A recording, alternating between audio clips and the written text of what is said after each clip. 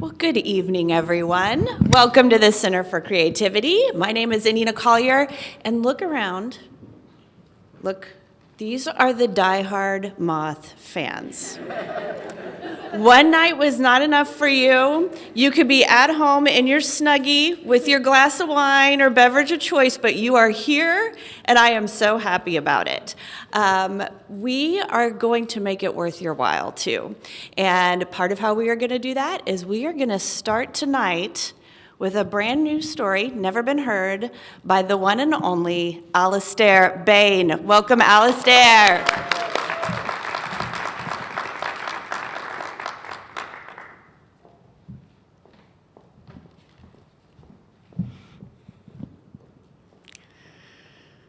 So in the 1980s, it was common for a lot of queer kids like myself to be bullied out of school or put out of our homes, or sometimes our lives were just made so miserable that we left on our own. Now, on the street, I would have told anybody who would listen that I didn't care, I didn't want anybody, I didn't need anybody, I was doing what I wanted, I was free, whatever. But inside, I spent a lot of time wondering what it would be like to really have somebody love me. But as soon as I think that, I'd also think, but am I a person that could be loved? Because if your own parents and most of society tells you you're not lovable, maybe they're right. I was 15 and I had a friend, Brandy, and she had gotten us a couple of fake IDs. And she had this plan how we were going to go down to this bar that on Wednesday nights had punk, new wave, and goth bands. And it was going to be a great time, and maybe we'd meet some people. Now, I wasn't so sure about this plan, starting with the fact that my fake ID said I was a 40-year-old white man named Norman Schwartz. But when we got to the bar, it seemed like the bouncer's idea of carding was kind of like, hey, we're all human beings, go on in. There was a band that came on forth, and the singer was the second coolest person I'd ever seen in the world, with David Bowie being first, of course. And during the set, it was like he kept looking over in our direction. Now, because of the height difference between Brandy and myself, it was hard to tell if he was looking at her breasts or my face.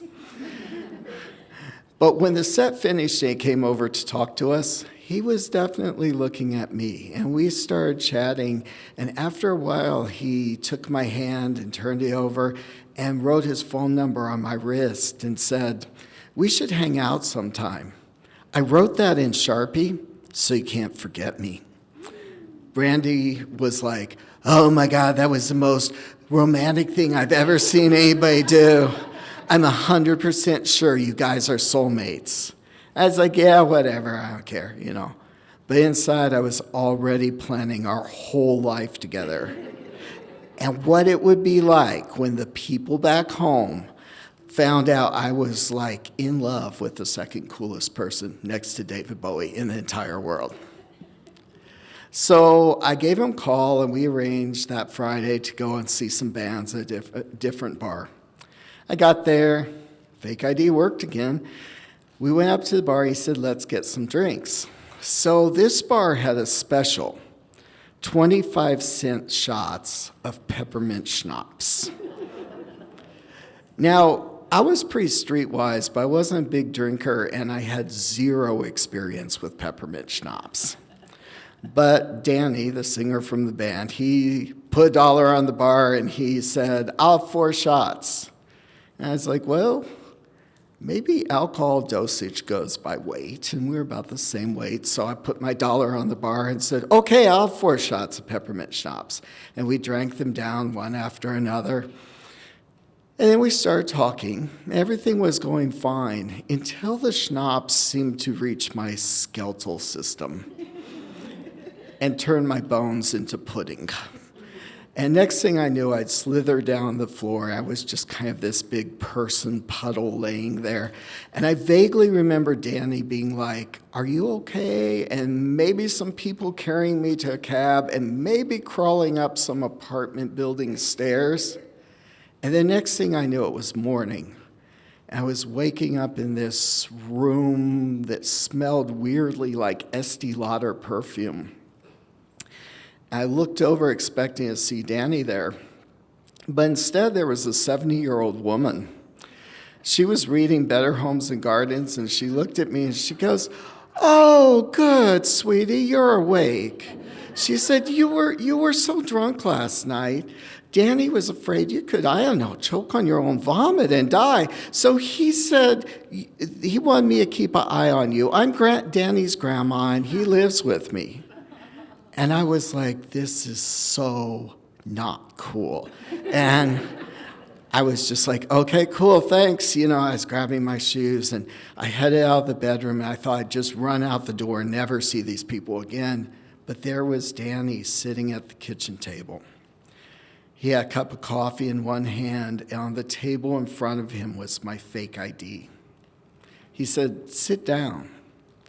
So I sat down. He got me some coffee, and he said, "Well, Norman," I was kind of like, oh.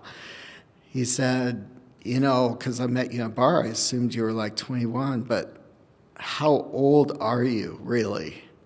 And I kind of did the Price is Right thing where I was like, well, 17, 16. Okay, yeah, well, actually 15. And he was like, well, you shouldn't lie about that. And he said, you were really drunk, and there's a lot of guys in the world that wouldn't have been, decent about that. I didn't mean to yell, but I did. And I yelled, "I know people aren't decent. I know that. And you could have done whatever you wanted to me, and you would just be one more person who didn't love me and just used me, and I don't even care. I don't care."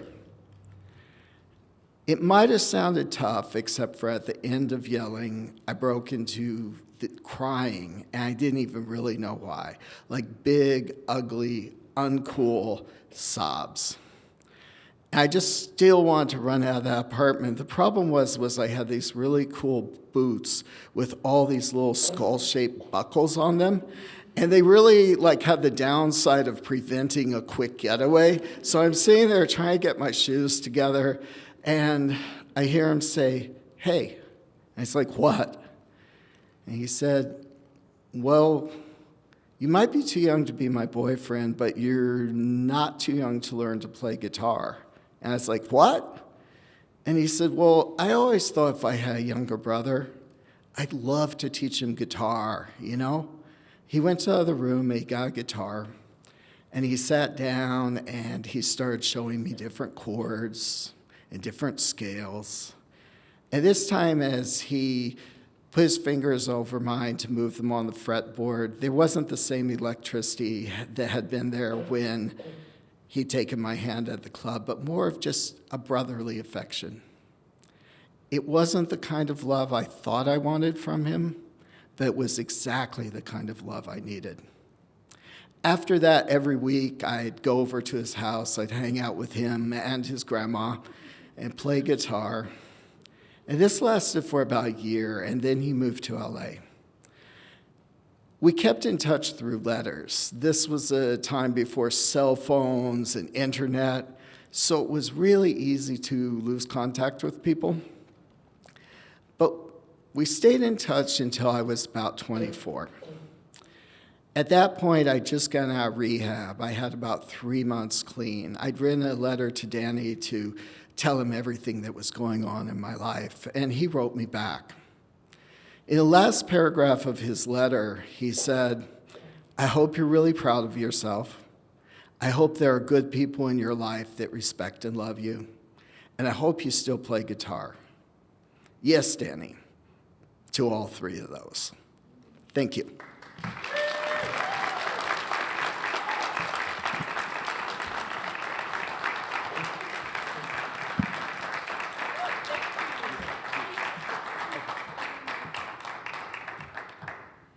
Thank Thank you so much for that. That was beautiful.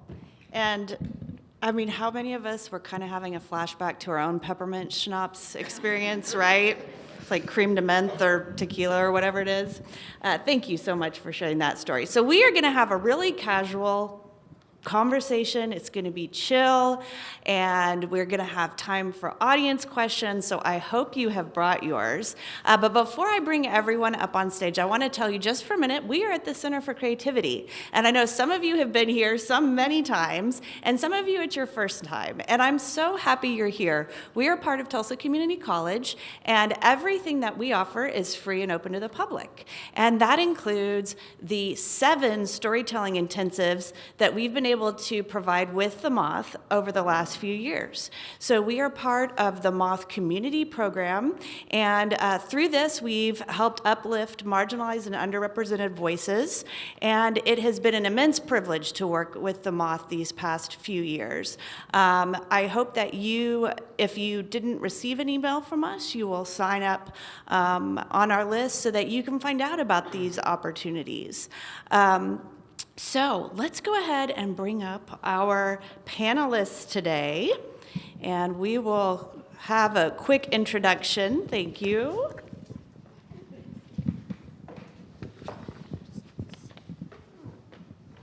Sandra, I saw you sneak in. Do you want to come up?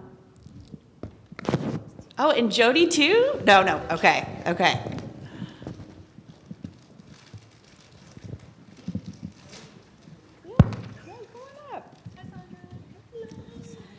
Okay, so I know that some of you were at the show last night and some of you were not, and so don't worry, this is not going to be a play-by-play of the show where you'll have FOMO, but if you did get to go and have questions, we definitely want them. But if you didn't, I want to introduce everyone tonight. So first, we have Michelle Jaloski. She is a producer and director at The Moth, where she helps people mine their lives for meaning, pinpoint the story of it all, and develop it for the stage. And she also teaches Moth storytelling workshops too. And Jody is in the audience, and I know she is recovering from the amazing show that she produced last night. Jody Powell with The Moth. If you do have anything that you want to jump in, please do. Of course, we had our storyteller tonight, Alistair Bane. He is a citizen of the Eastern Shawnee Tribe of Oklahoma and a storyteller, writer, and visual artist who has fostered over 300 dogs. That's amazing.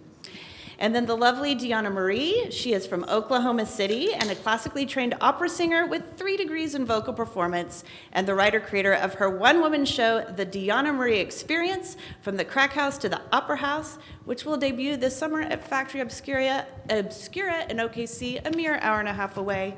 So hopefully we will all come out and support you for that. Righty-tighty, lefty-loosey. There we go. And finally, Sandra Slade from right here in Tulsa is an event organizer, Focus Black Oklahoma correspondent, and the founder of the nonprofit Ageless Laugh Lines. And she describes herself as a tired-ass mom who's happy to get out of the house. And I feel you. Yes. I think there's a few tired-ass moms here tonight. So we have a few questions that we're going to get it kicked off with. And then we'll open it up to the audience. So let's start with, there we go. Michelle, first up, what makes a Moth-style story? It's unique.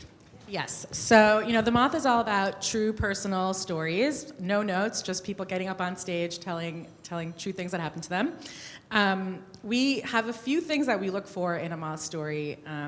One of them is, Moth stories really are zoomed-in looks at moments or times in our lives that have changed us in some way. The storyteller is different at the end of the story than they were at the beginning, and the story is sort of taking us on that journey. So rather than an anecdote of this happened and this happened, it's this happened and this happened, and here's why it mattered to me and why it impacted me in some way. So we talk about that in terms of an arc, right? A change, there's some sort of journey that the storyteller is going on. There's some stakes to it. There's something to win or lose on the storyteller's behalf, or there is they're able to articulate to us why this mattered, why it's important to them, so that even if it's something that we haven't experienced or that might not off the cuff be important to us, if you can kind of understand why it's important to the person, it kind of becomes important to you as well. And then, one of the most important components is an element of vulnerability and being able to sort of tell on yourself, because no one wants to hear a story that's like, I was awesome, and then some stuff happened, and it turns out I'm awesome, Like everyone wants to hear a story about how you fell or you stumbled, and through that you kind of gleaned some wisdom on this life journey. So those are, I think, the most important components. Yeah, I like that. That element of change, too, is what keeps it from being like the time my friends and I stole a car in college or something, just like silly anecdotes. So we are probably, like I said, we're the Moth hardcore fans tonight. But the Moth, there's some quick stats I just have to share.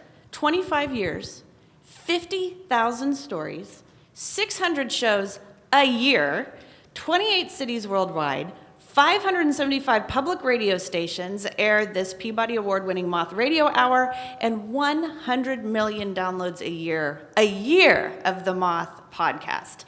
So Michelle and everyone on the team they're busy people. They are busy people. Yes, nonprofit life. And as a nonprofit employee, I'm probably guessing that you wish you had $1 for every time somebody asked you, why is it called the Moth? That would be nice, yes. So the founder of the Moth is a man named George Dawes Green. He's a novelist. He grew up in Georgia, and he and his friends would, sit on their porch, the front porch, late into the night, drinking whiskey, telling stories. And as they talked and as they told stories, the moths would sort of gather in through the holes in the screen, and they would fly around the porch light. And they started calling themselves the Moths. And then he moved to New York, and when he got there, it's like everywhere he went, he felt like people were just waiting for their turn to speak. Anytime he met someone, it was like there wasn't really space for listening. And so he started hosting these events in his apartment, and they grew from there, yeah. And then we started the Slam series, which is our open mic. We have the show that we had last night, which is a curated show where people like these wonderful storytellers work with directors on our staff. And then we also do an open mic series where anyone can get up on stage and tell a story. And then, as Anina mentioned, we also have some, community programs and other things. We work with teachers and students to teach storytelling, so we do some behind-the-scenes stuff too. But yeah, that is the basic. Yeah, no, that's great. Answer. And just the human connection that comes from telling true personal stories, and all of the. And I know Sandra, you participated in one of the 2-week storytelling intensives that the Moth did. It's just it almost feels like group therapy by the end, because we've all become so close from that, and that's part of why the Center for Creativity loves working with you guys, because we are. That's part of our mission. So we've had a couple questions for Michelle. Let's talk with one of the storytellers. So just as I said, it's totally just jump in. So my first question is, was there a catalyst or some moment that helped you decide, I am going to get up on the stage and tell my story?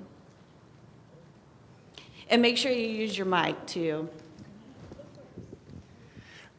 I think that as a young person, being Native, being queer, I didn't feel like I had much of a voice, and I didn't see my life story reflected in many people.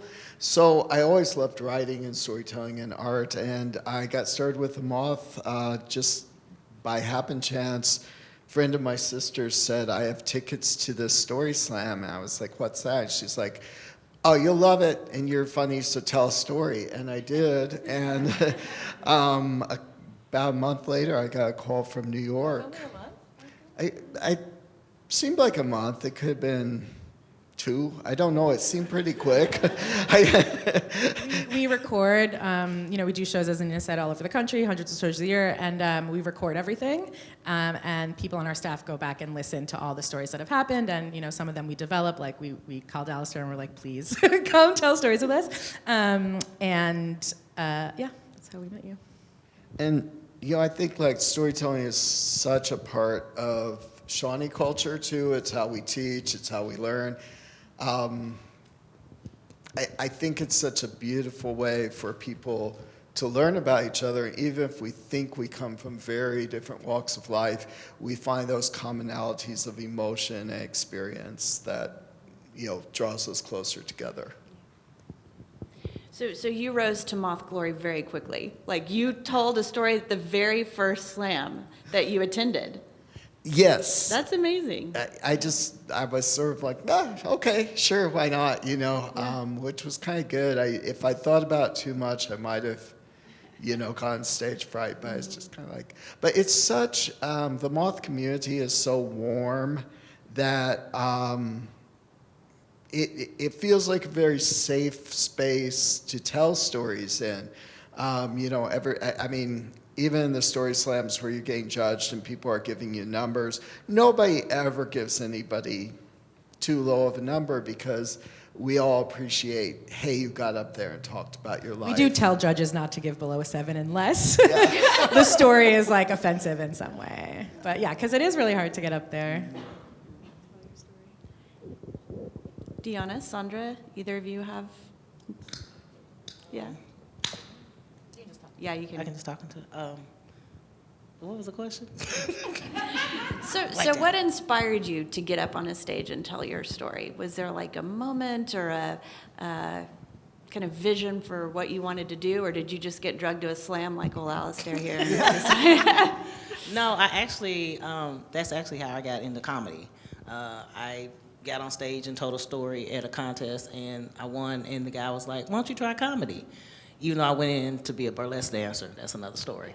So that's what inspired me. But Michelle being a coach and getting me to be vulnerable was like, I was like, no, I don't want to tell that part. And she's like, that's the part we need to tell. And I was like, I don't want to tell that part. That's the part we need to tell. I was like, I don't want to tell that part. And she's like, but you have to tell that part. And I was like, in comedy, I can make jokes all day, but doing a story, I have to be vulnerable. And I was like, people are gonna know me. People are gonna know me. But then at the same time, I know every time I get on stage, it's not only to free me, it's to free somebody else. So that's why I appreciate it. So thank you. Nice. That's a perfect segue too into my next question. So as a story director, can you tell us about your approach to developing stories, and was there a time when maybe a story ultimately took a totally different direction that surprised you? Well, I meant to say this before when you asked what a moth story is, but so, they're very much steeped in action, right? So something has to actually happen. So not everything that, all the changes in our lives when we think and reminding our lives of stories, like not all of them work for a moth story, right? Because sometimes it's like, well, I thought about this for a long time and I went to therapy and then I, figured out that whatever. So that's something that we always look for is some event, some moment, some experience. And a lot of times that's where we start. And then we develop out from there. So, you ask someone, what's a moment in your life that you would never forget? And then it's like, well, why? And describe the room for me, and who else was there with you? And we sort of kind of gather all the details, and really, it is a little bit like therapy, right? In that the person is kind of trying to find meaning in things that they maybe haven't thought about super deeply before, but they know that it matters to them, that it means something to them.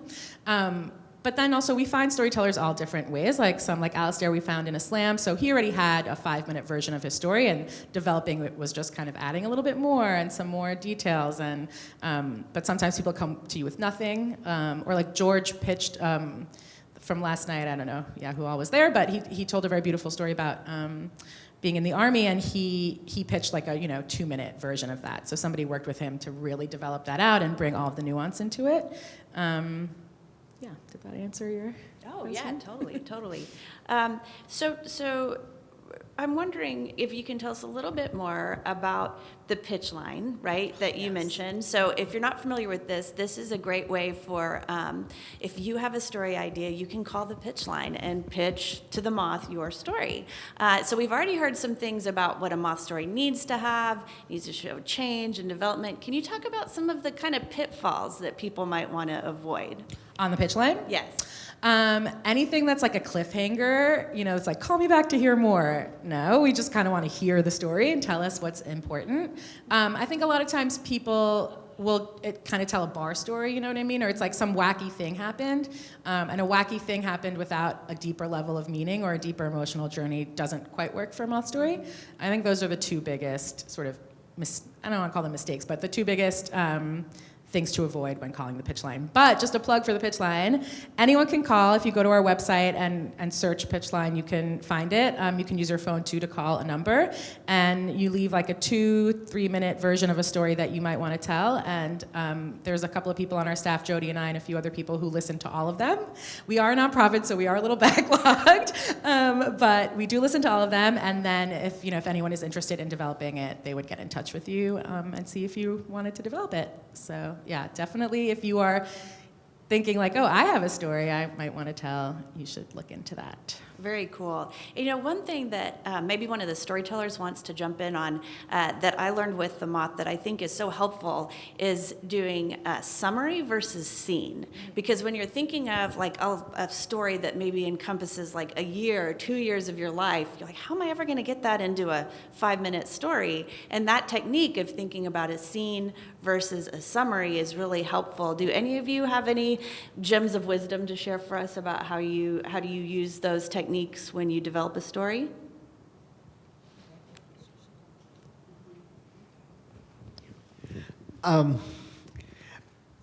What I usually do is I actually start writing really big. And then I keep looking at it, I keep saying, what is the thing I'm trying to say, and how do these specific words support it? And I hone it down like that. And of course, it's really useful to get to work with the directors at Moth, because they can see the story in ways that, sometimes we get caught up in the thing we want to say, well, that sentence is so pretty. And it's like, yes, but we don't need it for this story. It really helps to have that. And so I think I also write, and I think doing this has helped me so much in editing, because you really do have just this precious little 10 minutes, or in slams 5 minutes, to tell something really powerful. And so you get down to just, Yeah. Like the story that I did last night, I had it written totally different. And I was like, yeah, I'm set. This is what I'm doing. And then Michelle looked at it and she was like, well, you can change some stuff.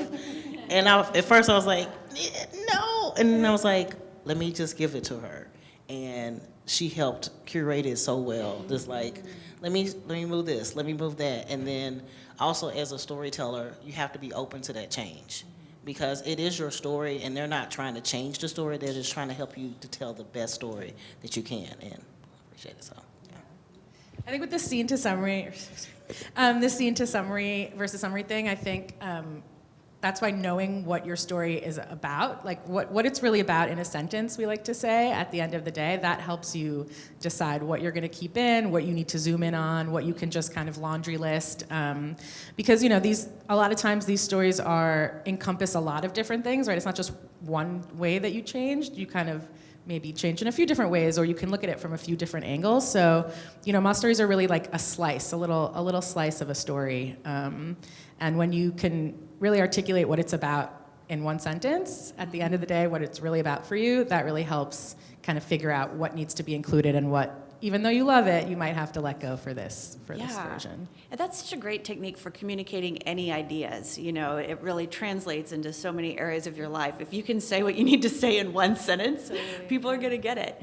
Deonna, we haven't heard from you yet, and I don't want to put you on the spot too bad, but I will ask you. So if you were here last night, you heard that she has the most amazing singing voice that I've ever heard.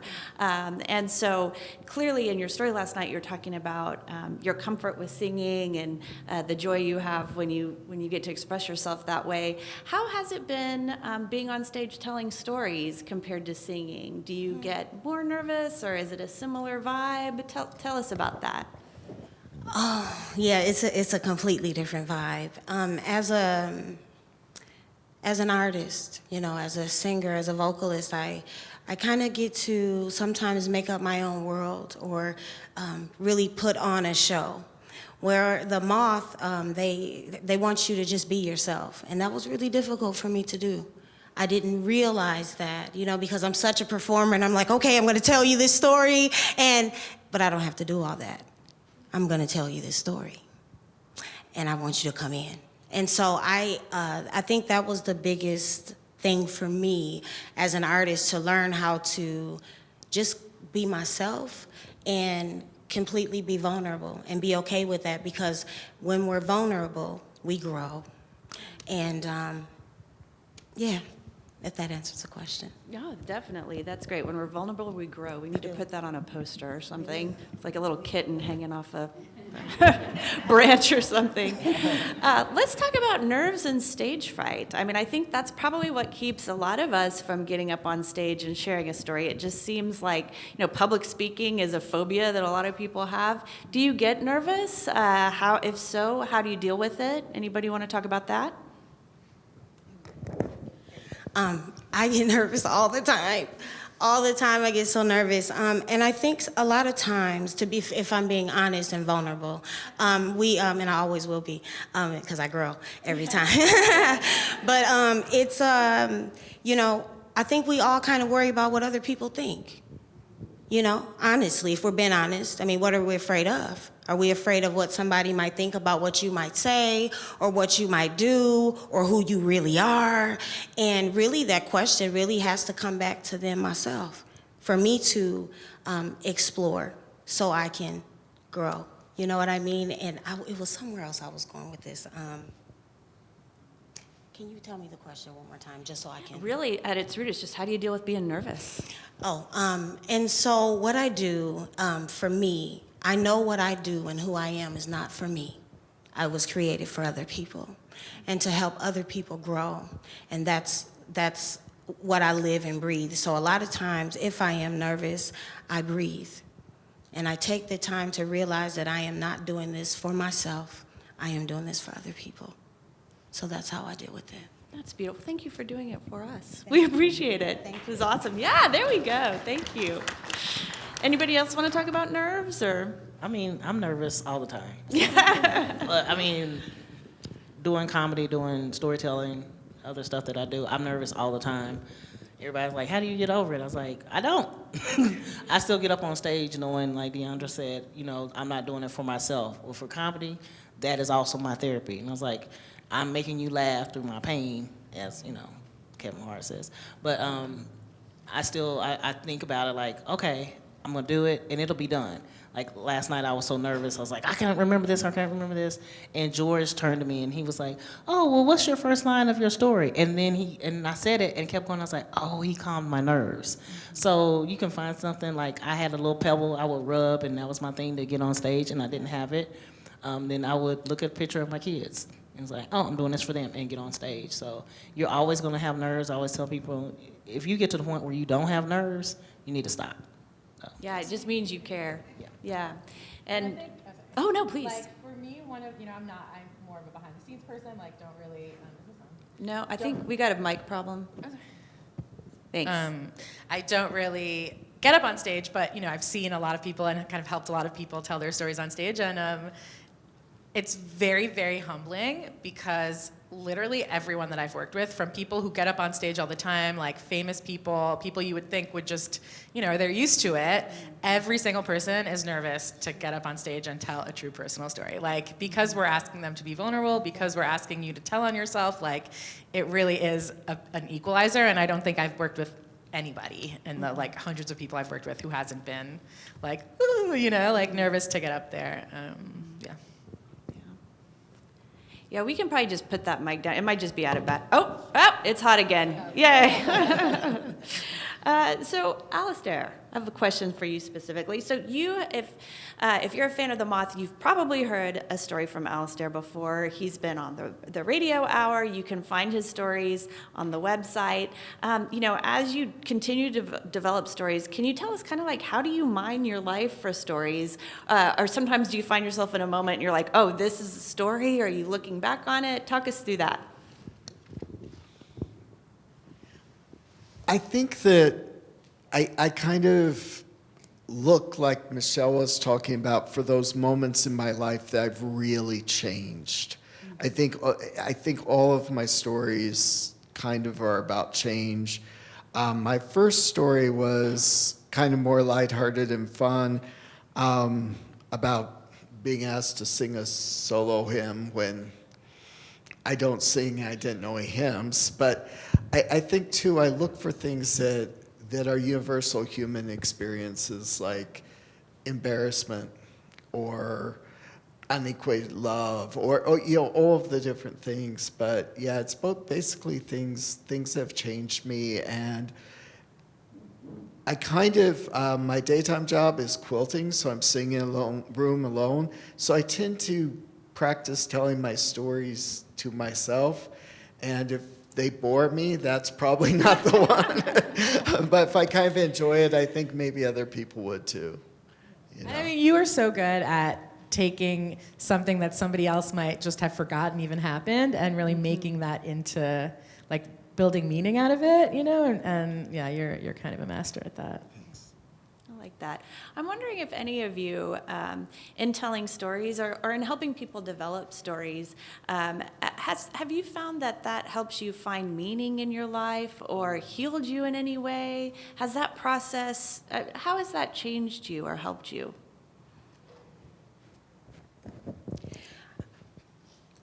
I think being vulnerable is very difficult for people.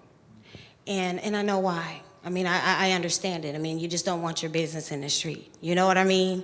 However, for me, I think that, again, the more vulnerable I've been, I've noticed, even in this story, like, at first I couldn't even say out loud that I used to be a drug addict. I couldn't do it because I didn't want people to think whatever people might think, So I had to get over that even during this story. And it's really helped me to really honestly just, if we're being totally honest, just literally take my spiritual clothes off in front of everybody. Because it's really helped me to understand that we're in this thing together, this thing called life. And it's just really helpful, I think, to be vulnerable. You know what I mean? It's really been really helpful for me. So I really want to publicly thank you, Michelle, because you've really helped me so much to do that. I really appreciate it. I love you. I think one of the things for me that's been really amazing and healing is that when I've told my stories, a lot of times the next day I'll open my emails or messages and there'll be people saying, I relate to that because that happened to me. And a lot of people that I've met that way, we've become really good friends over the years. And it's that sense in a world where a lot of times I think we can feel that we're very much alone. We find out that there's people everywhere. And if we're willing to put down that guard, whether it's on a stage or just in personal life, we can connect. And that's hard for me because I spent a lot of my early life putting up a guard and saying, I don't want to be hurt.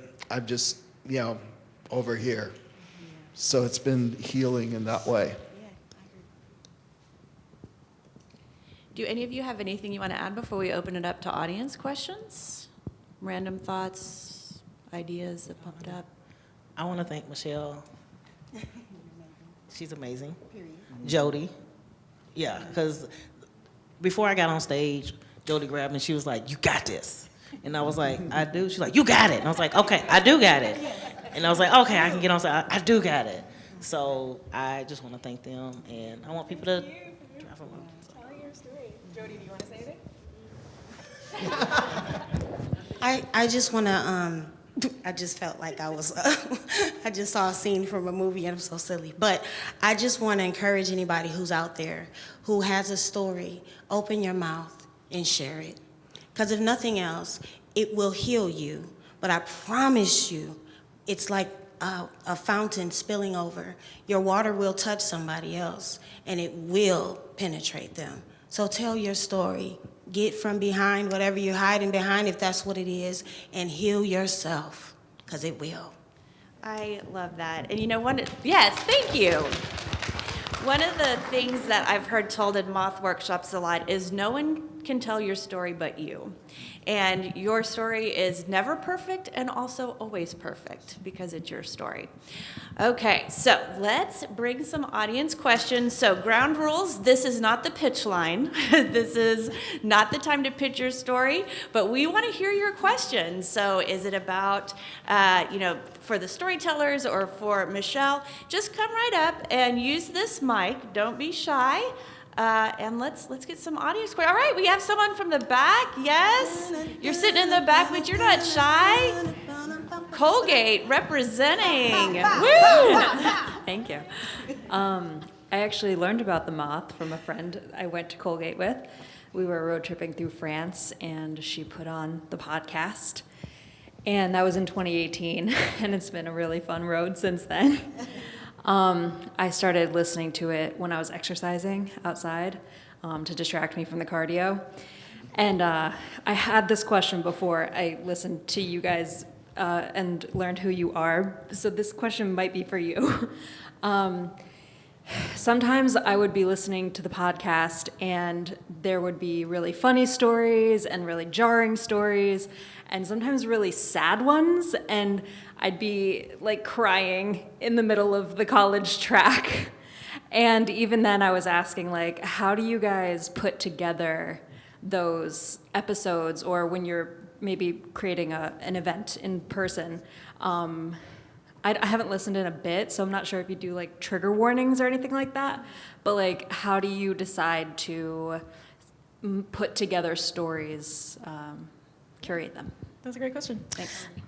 So, we have our radio hour, which airs on, over however 500 radio stations. And then we have our podcast, which we do in-house. And so on the radio, we have a little bit more, they'd have to bleep out cursing and things. So we have a little bit more restrictions. The podcast is a little bit more free to kind of put on stories that might be a little more, not risque, but a little bit more than what might go on the radio. And for a show, I would say like curating, our mission is to honor the diversity and the commonality of the human experience through storytelling. So we want each show to feel like you're really hearing from a wide range of people from all different walks of life. And so that's one of the things we always look for in a live show. It's a little bit of a puzzle putting the shows together. And that's, you kind of start with one person and then you build out from there. And we're always, looking for a range of funny and sad, and some stories are, we want there to be a mix. And then our radio show, often they have themes. So the people, people put them together individually, like Jody hosts the radio, so she could maybe, do you want to speak on this, or? So it'll be, we kind of have an archive, our process for putting stories on the air is we listen to every story that happens on our stage and we decide whether or not we want to air it, and then that goes on a list, and then people kind of pick and cull from that list to put together all of our media programming, so yeah. Yeah, thank you. Hello. How do I say this? So I think coming into the flow of the shows and deciding what story works is, as Michelle was saying, like we try to depict the world we live in. And as you know, the world we live in, it has many different themes running through it. So that's the stories that we try to put on and present. The hard stories are hard. And they're even harder to work on.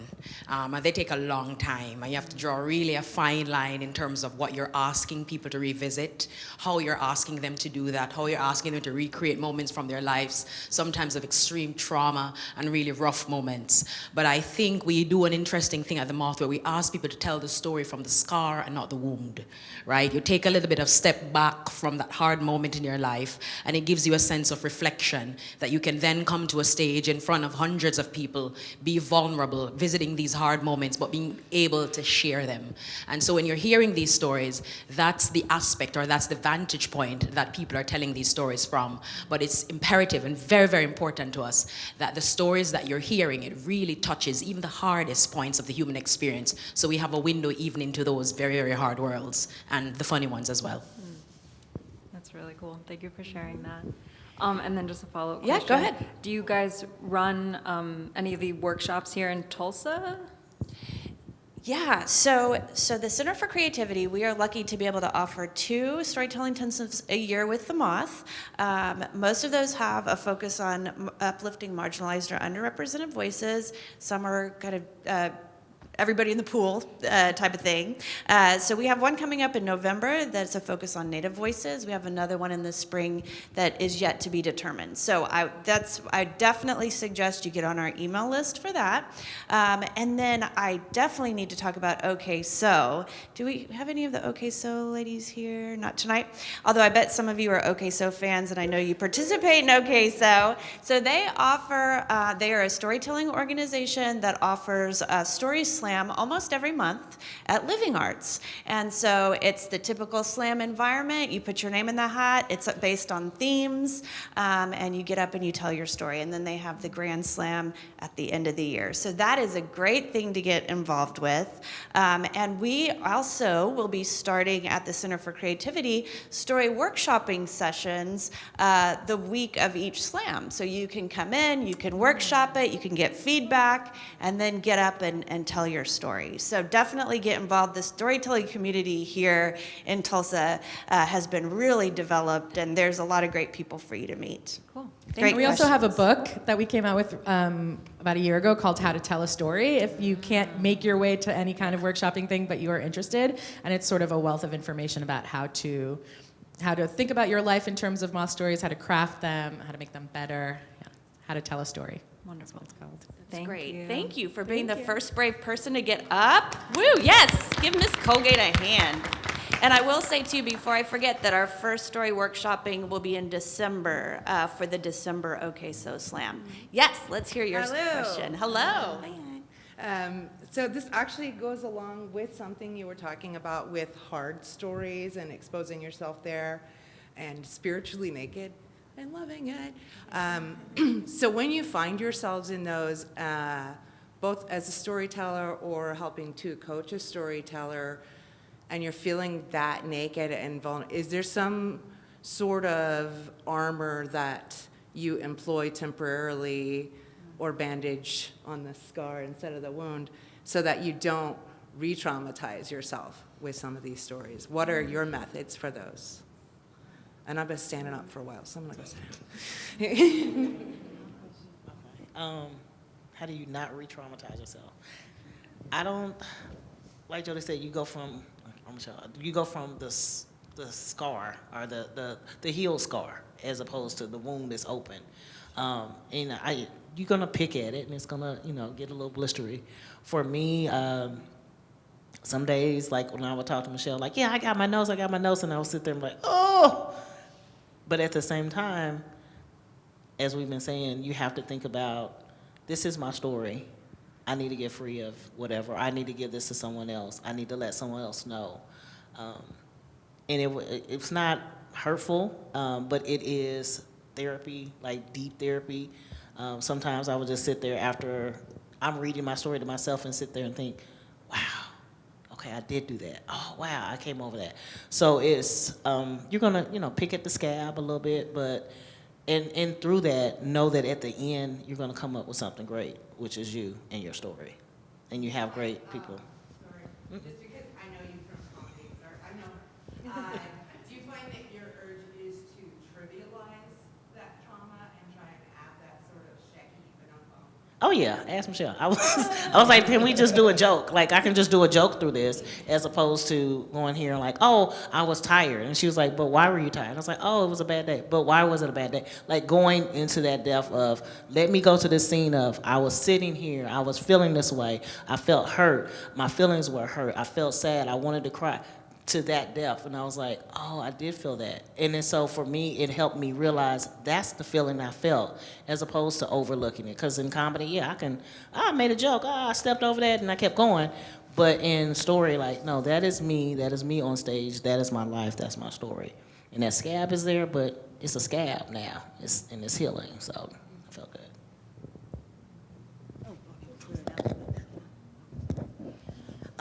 How to not re-traumatize myself is, and I can answer that in maybe 2 words, my perspective. The way I look at what has gone on in whatever particular situation it was. And I'm just gonna give an example so you can kind of understand my perspective and my thought process. I used to get high with my mother. And the first time I used a crack pipe was my mother's crack pipe. And I could say, oh, I had a terrible mother. Why did she do this to me? Why wasn't I mean, you can go on and on and on for years, and I did. I blamed her. I was angry. I hated her. I went through all these things. However, now when I look back, I know now, looking at it now, that had to happen. There's nothing in life that happens by chance to me. All things happen for a reason. And regardless of how other people might look at it, even you sometime.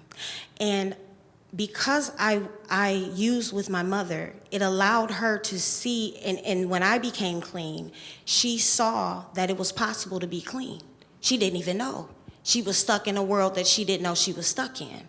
So now my mother is clean, my father is clean, I have 3 uncles that are clean, my aunt is clean. And so if I didn't go through that and do that, maybe they wouldn't be clean today. So I began to look at each traumatic thing and tumultuous thing that I have gone through in life. I've gone through each one, and it's been quite a lot. And I look at how it happened for me and not to me.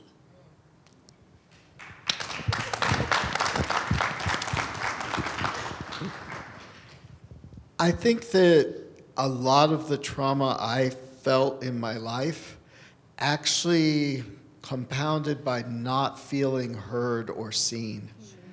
And so it's almost like people I know who have gone through a trauma and testified in court, they feel a certain freedom in that. And when I get up and tell a story, it's like that moment where I'm allowed to say, this is what happened to me.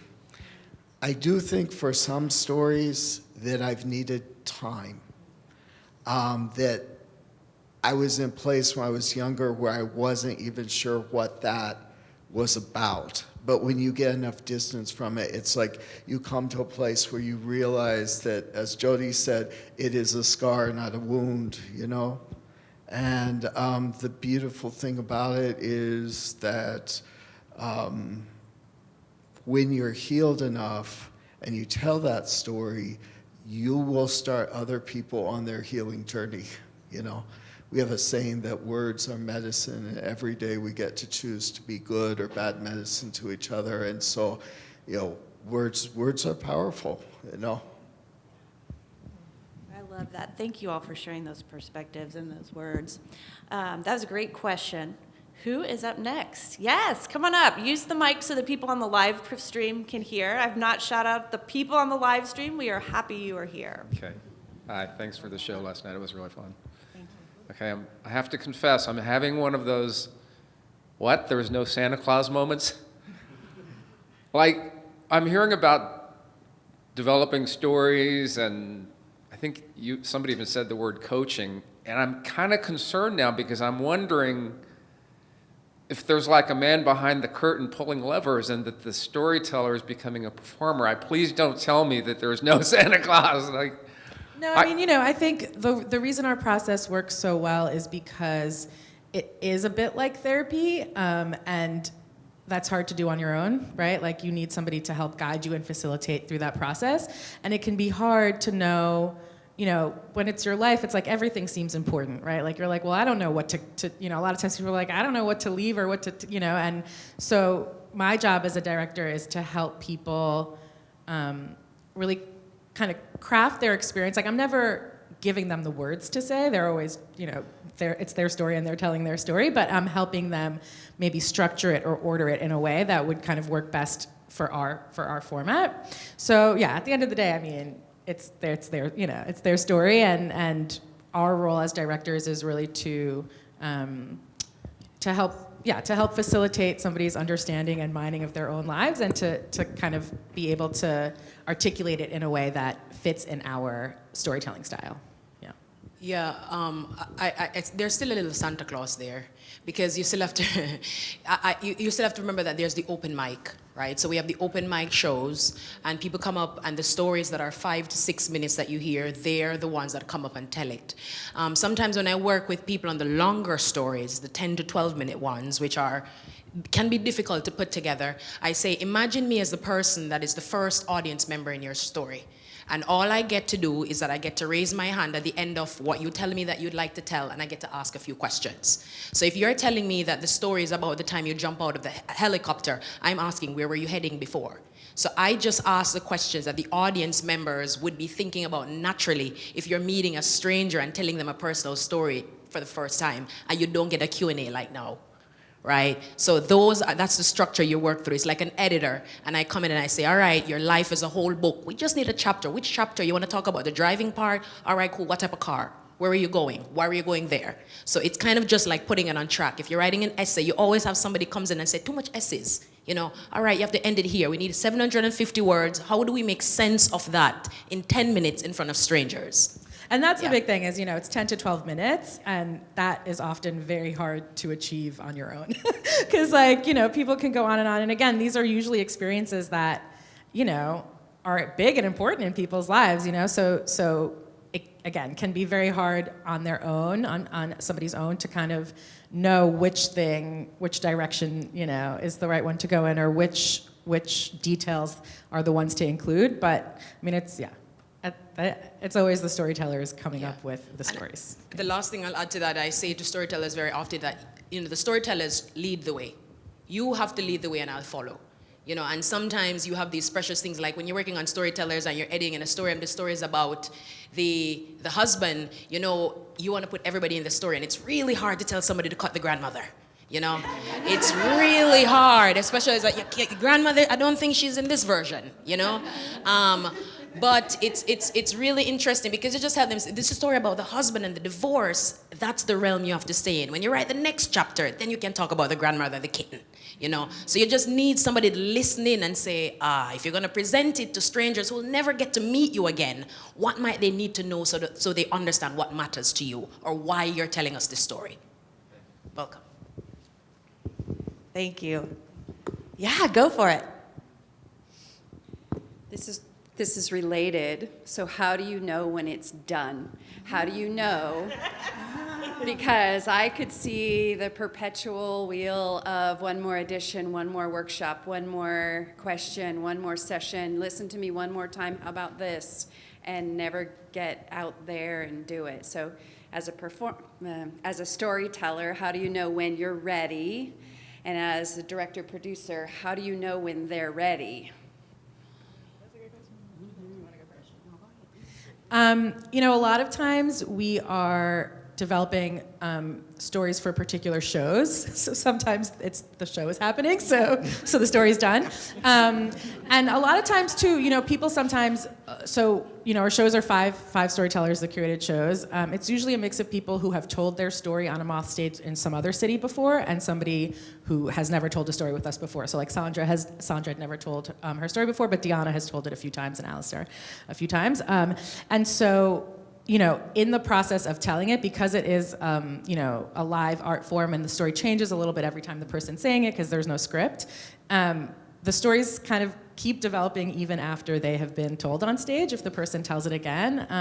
And also the audience is a really, you kind of, and I think it's in comedy too, but you kind of, you see what people are picking up and what works and what doesn't as you're on stage. And I think a lot of times they can speak to this better, obviously, but, you kind of hone, you're continuing to hone and tweak in your mind, like every time you tell it, I think. That's a great question. I think that's something with people in all different art forms ask themselves. When is my painting done?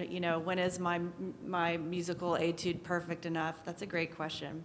Something I just wanted to say regarding your question, which was also a great question, of course, is one thing I heard so much in Moth workshops feedback is your story, your choice. That's said over and over and over again. And one thing I love too is how the feedback that's given is so often in the form of questions, not like, oh, you should do this, or, it's so driven that way, which is something that I've taken into other forms of my life too. All right. This is it, guys. It's go time. If you have a question and you are too scared, come on up. We only have time for maybe one or two more. Let's hear it. Well, I'm involved in an LGBT group here at TCC. I'm one of the older members. So yeah, there's that whole, you're old enough to be my father. How, when you're interacting with people you don't really know, you've never, how do you get them from, because, the groups, they're, sorry, family. The group's kind of set on there being a safe space for LGBTQ plus whatever. But that kind of eventually becomes a problem because they're so safe that they never venture out. So how do you get someone who really doesn't know you, who may not really trust you, to be vulnerable and to truly be safe? Because they can be vulnerable. That's a good question. That's actually something we've been talking about a lot because we are not, we're not therapists, but we do, our work kind of toes that line. And I think, at the end of the day, as we've been saying, the scars, not the wounds, like the person has to want to. If the person doesn't want to tell their story and doesn't want to share with you, then that's fine. We can, and I think Jody mentioned this, but some stories come together very quickly. It's kind of a clear path for the storyteller, and then I'm like, okay, great. And some stories take years because sometimes people really aren't, ready and willing and able. But yeah, there is an element of trust that does need to be developed. And I think, again, we don't come with judgment. So we're never judging anybody's choices. We're just sort of clarifying and asking. And I think, in the way that,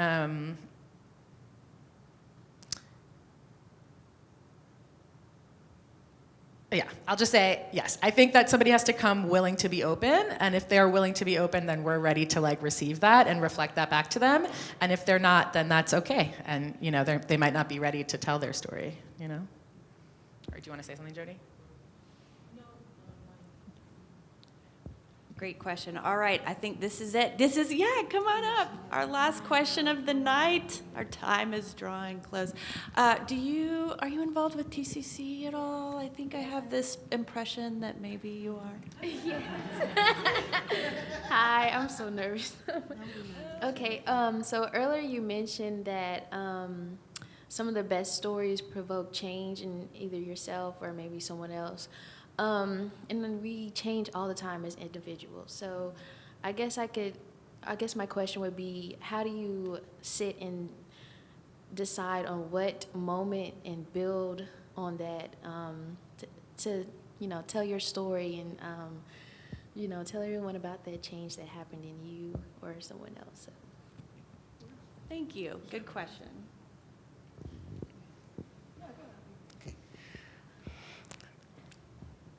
I think that I do a lot of journaling, and if I go back and read those, I can feel the moment where there's something that shifted in me.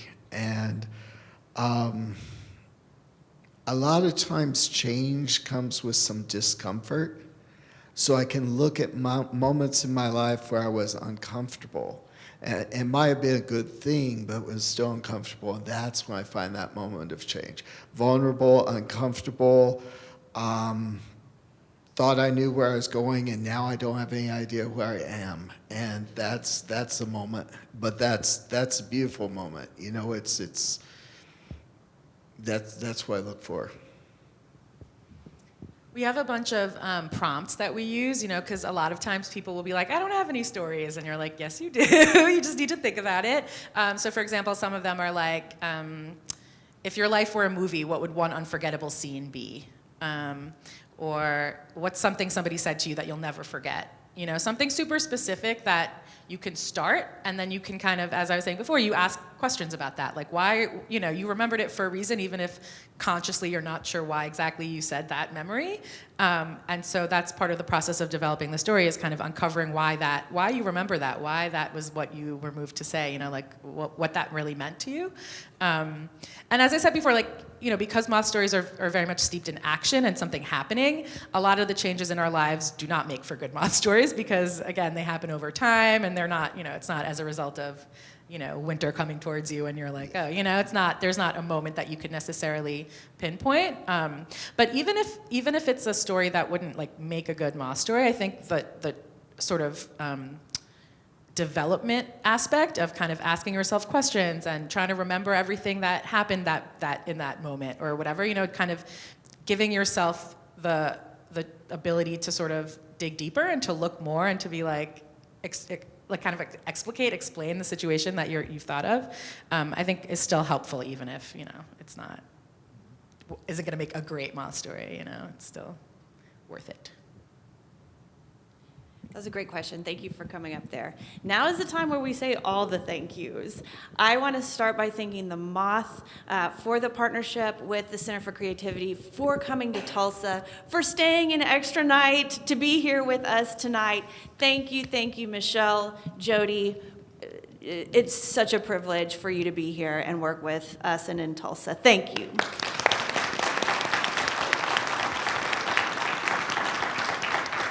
And then, of course, we have to thank our storytellers who shared so much and were very vulnerable and gave us slogans that we can remember when we leave. So, Alistair, Deonna, and Sandra, big round of applause for you. Thank